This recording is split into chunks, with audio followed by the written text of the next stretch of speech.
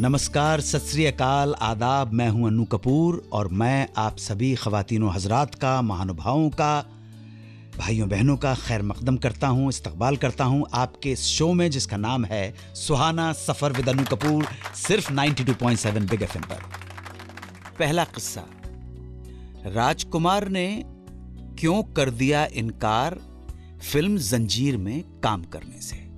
दूसरा किस्सा, कुमार गौरव ने क्यों कर दिया नई एक्ट्रेस यास्मीन के साथ काम करने से इनकार, और बाद में इस यास्मीन का क्या हुआ। उसके बाद हमारे रेगुलर सेगमेंट्स, तुमने पुकारा और हम चले आए, फिर दिल ने फिर याद किया। आज दिल याद करेगा प्रसिद्ध अभिनेत्री सुश्री सीमा विश्वास को। फिल्मी मिस्टेक सेगमेंट में आज होगी बात उस फिल्म की जिसका नाम है मर्द, और अंत में हमारे श्रोता विवेक चंडोक के सवाल का जवाब। तो चलिए दोस्तों, शुरू करते हैं 92.7 बिग एफएम का मशहूर और मारूफ शो जिसका नाम है सुहाना सफर विद अन्नू कपूर। बिजनौर से आए प्रकाश मेहरा हसीना मान जाएगी बना चुके थे, मेला, समाधि जैसी फिल्में तैयार कर चुके थे, नई फिल्म बनाने की सोच रहे थे। उन्हें सलीम जावेद की एक कहानी पसंद आ गई, जंजीर। फिल्म के हीरो के लिए प्रकाश मेहरा के जहन में जो नाम आया वो था राजकुमार का नाम। तो किसी तरह संपर्क करके पहुंच गए राजकुमार के पास कहानी सुनाने। तकरीबन 1 घंटे के इंतजार के बाद राजकुमार मिलने आए। बेसिक कर्टसी भी नहीं निभाई, न सलाम, न दुआ, न नमस्कार, न हालचाल पूछा। बिल्कुल भाव दिया ही नहीं राजकुमार ने प्रकाश मेहरा को। प्रकाश मेहरा को थोड़ी सी मायूसी तो हुई। बहरहाल दिल पे पत्थर रखकर कहानी सुनाने लगे। कहानी सुनते सुनते राजकुमार चुप रहे, बीच बीच में सिगार जलाकर धुआं उड़ाते रहे। इधर प्रकाश मेहरा कंफ्यूज थे कि कहानी पसंद आई या नहीं। फिर राजकुमार सोफे से उठे, चहलकदमी करने लगे और थोड़ी देर की खामोशी के बाद जवाब आया, जानी तुम्हारी कहानी तो बेहतरीन है, लेकिन मुझे तुम्हारी शक्ल पसंद नहीं है, और तुम्हारे बालों से जो सरसों के तेल की बदबू आ रही है उस वजह से मैं तुम्हारे साथ खड़ा भी नहीं रह सकता 1 घंटे। तो फिर फिल्म पूरी कैसे करूंगा। प्रकाश मेहरा को जवाब मिल गया था। इस अपमान के बाद वो वापस लौट आए और नए जोश, नए सपनों को लेने जंजीर बनाने में जुट गए। जंजीर बनी और वो कहते ना, रेस्ट इज द हिस्ट्री। उसके बाद अमिताभ बच्चन और प्रकाश मेहरा दोनों ही ऊंचाइयों पर पहुंच गए। मगर ताज्जुब के कुछ सालों बाद राजकुमार ने प्रकाश मेहरा के साथ 2 फिल्में की, मुकद्दर का फैसला और मोहब्बत के दुश्मन। ये वही प्रकाश मेहरा थे कि जब स्ट्रगल में थे तब राजकुमार को उनके सर से सरसों के तेल की बदबू आ रही थी। मगर उसके बाद वही प्रकाश मेहरा राजकुमार के दोस्त बन गए। यहां तक कि उसी प्रकाश मेहरा ने राजकुमार के पुत्र पुरु को फिल्म में लॉन्च करने का रिस्क लिया। उस फिल्म का नाम था बाल ब्रह्मचारी। संयोग से यह प्रकाश मेहरा के जीवन की अंतिम फिल्म सिद्ध हुई। 1981 में 1981 में एक फिल्म सुपर डुपर हिट हो गई थी, लव स्टोरी। इस फिल्म की सफलता ने फिल्म के हीरो कुमार गौरव को रातों रात स्टार बना दिया। पहली फिल्म से मिले स्टारडम को अभी संभाल ही रहे थे कि उन्होंने तुरंत फैसला कर दिया कि वो नई हीरोइंस के साथ काम नहीं करेंगे। जो भी फिल्म उनके पास आएगी, जो भी वो साइन करेंगे, उसमें एस्टैब्लिश्ड हीरोइन होनी चाहिए, otherwise no chance for any new कमर।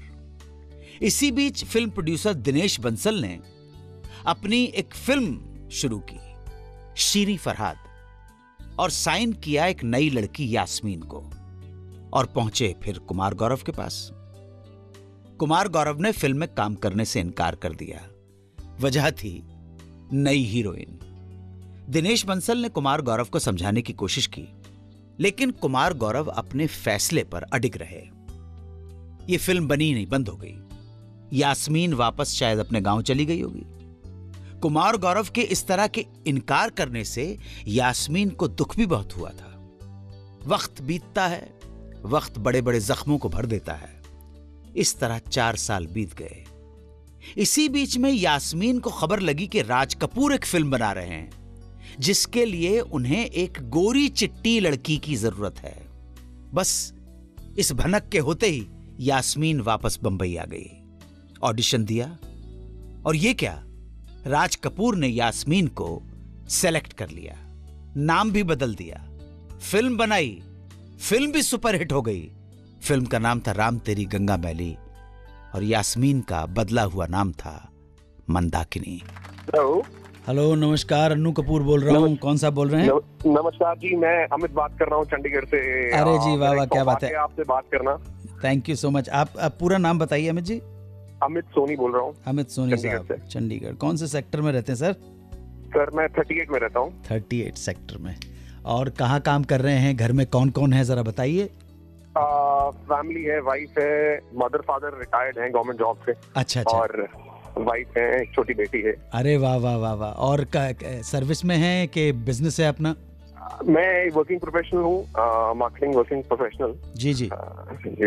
तो चंडीगढ़ में ही काम कर रहा हूँ। ओके। बहुत खुशी हुई। आप, मैं समझ नहीं पा रहा हूँ क्या वर्ड्स निकले मेरे मुंह से आपसे बात करते हुए। नहीं, कोई बात नहीं। मैं अगर आप वर्ड नहीं भी निकाल पाएंगे, कभी कभी क्या हो जाता है, आदमी एक्सप्रेस करना चाहता है लेकिन शब्द नहीं मिलते हैं उसको। तो ऐसी सूरत में हम जैसों की याद आती है कि हमारा तो काम है कि आपके दिल को टटोल के जो आपके दिल में चल रहा है उनको लफ्ज दे देता हूं मैं। गाने कौन से अच्छे लगते हैं आपको? मिक्स गाने सुनता हूँ मैं। बेसिकली ऐसा है कि मेरा कोई स्पेसिफिक किसी जॉनर का वैसे मैं सुनता हूँ। मैं आपका शो डेली बेसिस पे 10 o'clock चंडीगढ़ में ऑन करता हूँ। घर ऑफिस में जाते हुए मोबाइल पे हेडफोन्स लगा के थोड़ी देर के लिए चुपके से सुन लेते हैं। तो ये घर से ऑफिस कितनी दूर है? घर से ऑफिस तकरीबन 15 किलोमीटर पड़ जाता है। और पीक टाइम के ऊपर टाइम कितना लगता है? पीक आवर्स में टाइम? पीक टाइम में 45 मिनट्स लग जाते हैं। अच्छा, तो काफी कुछ सुन पाते हैं ये प्रोग्राम। जी। बड़ा अच्छा लगा आपसे बात करके। आपकी बहुत धन्यवाद। पसंद का कोई गीत सुनवा दूं आपको? आप सर, एक जिंदगी ऐसी है पहेली हाय। ठीक है सर, बिल्कुल। अमित सोनी साहब, बहुत अच्छा लगा। और चंडीगढ़ के सभी बहन भाइयों को हमारे सलाम, हमारे प्रणाम कबूल हो। सत श्री अकाल भी कह दीजिए सर। थैंक यू, सत श्री अकाल। Thank you. दिल ने फिर याद किया। आज दिल याद करेगा प्रसिद्ध अभिनेत्री सुश्री सीमा बिस्वास को। सीमा बिस्वास 14 जनवरी 1965 को असम के नलबाड़ी में जन्मी। आपके पिता श्री जगदीश बिस्वास और माताजी मीरा बिस्वास असमिया थिएटर की मशहूर अभिनेत्री हुआ करती थी। सीमा बिस्वास ने नलबाड़ी कॉलेज से पॉलिटिकल साइंस में शिक्षा प्राप्त की। सीमा बिस्वास बचपन से ही भूपेन हजारिका, फणी शर्मा और विष्णु प्रसाद राभा जैसे कलाकारों से मिलती जुलती रहीं और धीरे धीरे थिएटर से, रंगमंच से जुड़ने का शौक पैदा हो गया। और यही शौक उन्हें ले आया दिल्ली, जहां उनका एडमिशन हुआ राष्ट्रीय नाट्य विद्यालय में। सीमा बिस्वास को पहली बार हीरोइन बनने का मौका मिला कृष्णा कार्था की एक असमिया फिल्म में। नाम था अमशिनी। पहली हिंदी फिल्म बैंडिट क्वीन। और पहली ही फिल्म से सीमा बिस्वास ने अपनी एक नई पहचान बना ली, स्थापित हो गई। उसके बाद खामोशी, विवाह, जिंदगी rocks, Mumbai godfather, the white land, कहानी गुड़िया की, वाटर, एक हसीना थी, दोबारा, भूत, बूम, पिंजर, घाव, कंपनी, दीवानगी, 1084 की माँ जैसी फिल्मों में अपने अभिनय का जौहर दिखाया। वो अब तक लगभग 72 फिल्मों में काम कर चुकी हैं और अभिनय का सफर अभी भी जारी है। सुश्री सीमा बिस्वास को बैंडिट क्वीन के लिए best female debut film fair award और राष्ट्रीय पुरस्कार से भी सम्मानित किया गया। सीमा बिस्वास ने फिल्म प्रोड्यूसर निखिलेश शर्मा से विवाह रचाया, लेकिन दुर्भाग्यवश 14 साल बाद ये रिश्ता टूटने के कगार पर आ पहुंचा था। सीमा विश्वास ने हिंदी फिल्मों के अलावा तमिल, मलयालम और मराठी फिल्मों में भी काम किया। अगर वो सुन रही हों इस कार्यक्रम को तो ये सनद रहे कि आज हमने बहुत प्रेम, आदर और सम्मान के साथ देश की एक सुप्रसिद्ध अभिनेत्री को दिल ने फिर याद किया सेगमेंट में याद किया। वो दीर्घायु हों, स्वस्थ रहें, यही मंगल कामना है। हमारे प्रणाम स्वीकार करें। फिल्मी मिस्टेक, आज की फिल्मी मिस्टेक है फिल्म मर्द से। 1985 की मनमोहन देसाई की फिल्म मर्द, स्टारिंग अमिताभ बच्चन, अमृता सिंह, दारा सिंह, प्रेम चोपड़ा एटसेट्रा। मुबारक हो राजा साहब, युवराज हुआ है। ये रहा हमारी तरफ से इनाम। शुक्रिया शुक्रिया। इस फिल्म में दारा सिंह और निरूपा रॉय की एक संतान पैदा होती है, नाम रखा जाता है मर्द। आज हमारे बच्चे का नाम रखने का दिन है ना जी। ये रस्म पूरी करके ही हम अपने बेटे को विदा करेंगे। कल सारा जमाना देखेगा और पूछेगा कि कौन है वो शेरनी औरत जिसने शेर मर्द को जन्म दिया। जा बहादुर जा, आज तेरी पीठ पर मेरे खानदान की जिम्मेदारी है। जा, शाबाश। उस बच्चे के पैदा होते ही प्रेम चोपड़ा की साजिश की वजह से दारा सिंह गिरफ्तार हो जाते हैं। निरूपा रॉय बच्चे को लेकर भाग जाती हैं।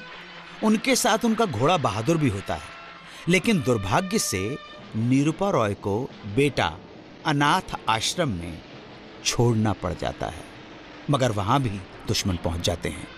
तो ये घोड़ा बहादुर बच्चे को किसी तरह सत्येन कप्पू और सीमा देव के पास पहुंचा देता है, जो उसे अपना लेते हैं, अपना बेटा मानकर पालते हैं, पोसते हैं, बड़ा करते हैं, नाम रखते हैं राजू, और घोड़े का नाम रखा जाता है बादल। अच्छा हो जब तुम आ गई, लो बच्चे को संभालो। ये बच्चा किसका है? पता नहीं, जब ना ये घोड़ा कहीं से ले आया था इसको। ये तो वही घोड़ा है जो अनाथ आश्रम से बच्चे को उठाकर भाग रहा था और अंग्रेज सिपाही इसका पीछा कर रहे थे। इसका मतलब ये बच्चे की जान को खतरा है। क्यों न हम इस बच्चे को अपने पास रख ले। कालांतर में सीमा देव की मौत हो जाती है। राजू सीमा की अस्थियां कलश में एक चिट्ठी के साथ रखकर नदी में बहा देता है। गंगा मैया, मेरी माँ जहाँ भी है इस कलश को उस तक पहुँचा दे। कलश बहता हुआ उस किले में पहुंचता है जहां सत्येन कप्पू और निरूपा रॉय कैद हैं। कलश सीधा सत्येन के हाथ लगता है और वो चिट्ठी पढ़ते हैं। मेरी बिछड़ी हुई माँ जमुना देवी, जिसने मुझे पाल पोस कर बड़ा किया, आज उसका देहांत हो गया। मरने से पहले उसने मुझे बता दिया था कि बादल मुझे अनाथ आश्रम की उस झोली से उठाकर लाया था जहां तुम मुझे छोड़ आई थी। माँ, तुम्हारा बेटा राजू दुर्गा माँ के मंदिर में तुम्हारा इंतजार कर रहा है। राजू तुम्हारा बेटा है? तो निरूपा रॉय कहती हैं कि राजू उनका बेटा है। भैया, जब उनका बेटा बिछड़ा था तो उस बेटे का नाम मर्द था और घोड़े का नाम बहादुर था। ये बहुत बड़ी फिल्मी चूक है मेरे दोस्त। हमारे श्रोता दिल्ली के विवेक चंदोक ने सवाल पूछा है कि क्या निर्माता निर्देशक रमेश सिप्पी ने बचपन में फिल्मों में काम किया था? उत्तर है जी हां, किया था। रमेश सिप्पी पहली बार 9 साल की उम्र में पर्दे पर नजर आए थे। इस फिल्म का नाम था शहंशाह। उसके बाद 2 और फिल्मों में उन्होंने काम किया एज एन एक्टर, भाई बहन और बेवकूफ। बेवकूफ में उन्होंने प्राण के बचपन का रोल निभाया था। मुझे उम्मीद है कि विवेक चंदोक साहब उत्तर से संतुष्ट होंगे, परंतु फिर भी सुनने वालों के पास इस मुतालिक कोई और जानकारी हो तो हमारे साथ जरूर शेयर करें। बस आज के लिए इतना ही। आज्ञा चाहता हूं आपसे। प्रार्थनाओं में याद रखिएगा, यही प्रार्थना है। जय हिंद, वंदे मातरम।